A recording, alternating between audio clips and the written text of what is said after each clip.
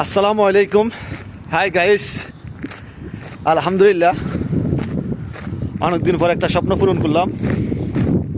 যাওক, অনেকে আইফোন কিনে, অনেক কিছু কিনে ফেসবুকের টাকা দিয়ে রে। আজকে আমি একটা স্বপ্ন পূরণ করলাম। অনেকে গরু কিনবার আগে গরু রশি কিনে, আমি আইফোনের কাভার কিনছি, দেখছেন না? কিলাই কাভার সহজে পাওয়া যায় না, তাই আগে আগেই আইফোনের কাভারটা নিয়ে নিলাম, বুঝছেন?